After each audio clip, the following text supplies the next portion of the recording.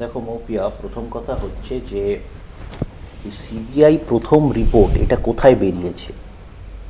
আমি অন্তত সিবিআইকে কোনো প্রেস কনফারেন্স করতে দেখিনি বা কাউকে বলতে শুনিনি যে আমরা সিবিআই এর প্রথম রিপোর্টটা পেলাম, তাতে এই লেখা আছে। এই সিলেক্টিভ লিক কখন করতে হয়?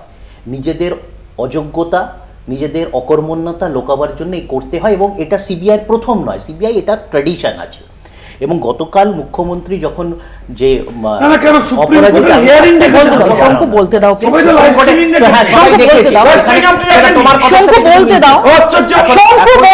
বিষয়টা হচ্ছে জাস্টিস পাদ্রিওয়ালা বলেননি দিদি কি বলেছে যে 30 বছরের মধ্যে না শুনি। আর আপনারা কেন মিথ্যে কথা বলছো? জবান নষ্ট করেছে বসে বসে। কেন মিথ্যে কথা বলছো?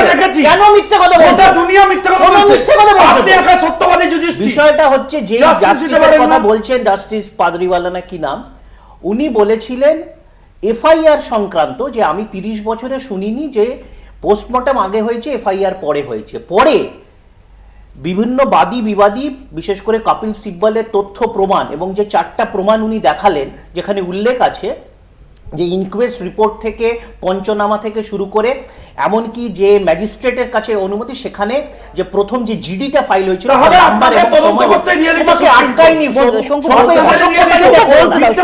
অসভ্যতামিটা করো না, হ্যাঁ একদম অসভ্যতামি করছো।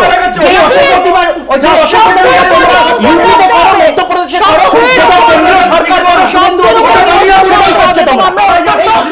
অত্যন্ত স্পর্শকাতর একটা ইস্যু নিয়ে আলোচনা করছি। এক সেকেন্ড, কৃষাণু শঙ্কু দুজনকেই বলবো, আমরা কিন্তু অত্যন্ত স্পর্শকাতর নারকীয় একটা ঘটনা নিয়ে আমরা আলোচনা করছি। আমি কাকে আটকালাম? তুমি আমাকে বলছো, আমি তো উত্তর দিচ্ছি।